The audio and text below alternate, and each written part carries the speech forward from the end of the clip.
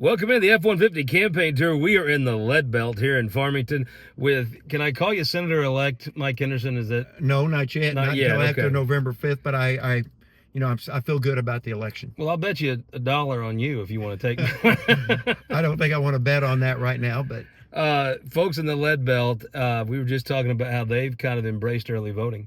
they have. And as you and I were talking about a while ago, I don't think it's to the advantage of the Democrats necessarily on that. I think that we're having a lot of what I would consider Republican voters who are coming out early. Yep. They like the convenience. They like to be able to get in there. I've had so many calls from people saying, explain some of these ballot initiatives to me because I'm getting ready to go vote. So I know a lot of them are doing that. Well, I just think it's just common sense. If you got kids and you got a job, you don't have 2 hours to go stand in line and vote. You just don't. But yeah, over the course of 2 weeks, you can find you a half hour to run in and vote real quick. And I think a lot of those folks that we miss because of the lines are Republicans. Well, I couldn't agree more. And I think that's happening in our area. We forget how busy people are. I remember when my kids were young. When you're raising your kids and they're playing sports or they're in the school play or they're whatever they're doing, and then you've got a job and you're trying to live your life, it gets complicated at times. So what do you think? Amendment 3 probably does not carry in St. Francis County maybe, but... No, it will not carry in St. Francis County. But around the state, feels like there's a little wind to their back. You know, I still hold out some hope that in the rural areas, Amendment 3 is not going to do real well, and then we'll have to see what happens in the city. You know, I keep hearing about this wave. I guess we're going to find out in some of those contested races there if it's as much of a wave on that as they believe it is. So First of all, hat tip to the churches. They have actually really got behind this and done a good job. I mean, you have to, I've been impressed by the amount of coordination and the work. I mean, we're sitting here in a street in Farmington and I see a no on 3 sign and I saw one back around the corner. I mean, that's pretty good coverage and pretty involvement.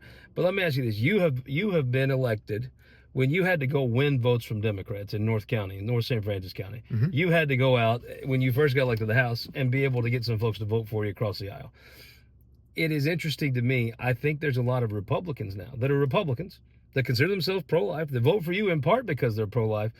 I think vote for Amendment 3. And they may, we're going to find out if there's a silent majority in favor of 3 or if there's a silent majority who don't want to have the big argument but do still vote no on 3. So I guess we're going to find out. I think some people are just uncomfortable with the conversation, to be honest with you. I really do. Oh, I think most people are, don't you? I think a lot of them are uncomfortable. I don't know any normal people that talk about abortion for fun. No, 90% of them, it's probably never played a part in their, maybe 95%, it's never played a part in their life. I'd even go 99 higher. Maybe. I do think there is a piece, though, where regular folks think that bill y'all passed is a little far. I think regular folks think it's just a little much. I mean, I am a pro-life candidate. I don't apologize for that. But I do believe the rape and incest caused some heartburn. The no rape and incest exception caused some real heartburn for some of our people. So coming into the Senate, you get to work with Mike Kehoe as governor. You got to feel good about that, right? I feel great about that.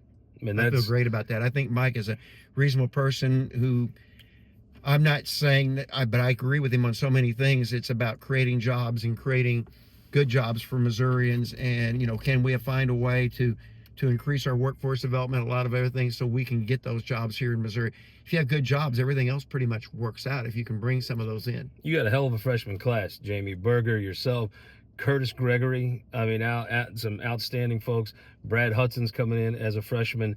You look, Patty Lewis, the person you served with in the House, coming over from Kansas City on the Democrat side. You got 3 competitive races. You've won a lot of votes. What's your gut on them? I think David Gregory in the end will win out. I think that area is more Republican than Democrat. I think that's one year they vote for Amendment 3 and they go vote for David Gregory. I could see that. And the other 2, honestly, I don't know enough, but just from what I've heard, I think they're going to be they probably are a lean Democrat right now, but that doesn't mean that's where they're going to end up. You guys put a major buy behind Nicola. We did. That was an interesting decision. You sure you're going to think that was a good decision about February if he's out filibustering everybody's bills? I've talked with Joe. I've talked with Joe once or twice. We got along very well. Seemed like a nice guy. I take everybody at their word till we get in there and we work together. Don't you think it's important for y'all freshmen to go to lunch somewhere and say, listen, we're going to have to step in here. If these upper class start fighting again, we're going to have to step in and tell them knock it off. I mean, that there's got to be somebody, one of these freshman classes have to step in and say enough's enough. Well, I don't know if that's what we need to do, but I do think that you have a lot of people who really just want to get things done, things that are good for Missourians. They want to get those things done. They don't want to go in there and every day just be facing turmoil. So we've spent 4 months and we got nothing accomplished. And I don't think any of the freshman class wants that, is my opinion. Okay, so I've heard rumor yesterday was your birthday. It was. Now, we actually have something for you. This is going to look a lot like the birthday cake we got for Barry Bean and for Cameron Parker, but it's totally different. We have traveling birthday. We came up here today. You know it's good, Perryville Bakery. Oh, yeah. There you are, sir. Happy birthday. Well, thank you. He's going to actually take one. I did not think he would. That's great. Will. That's good. Now I feel like I can eat one now. I'll take It's one. going to be outstanding. Happy birthday. Thank you for joining us here on the F-150 campaign tour. Brought to you by Farm Bureau. We appreciate Farm Bureau. Let's come to places like the Lead Belt and talk to folks like, I'm just going to call him Senator-elect. I'm not good with rules. And happy birthday, bud.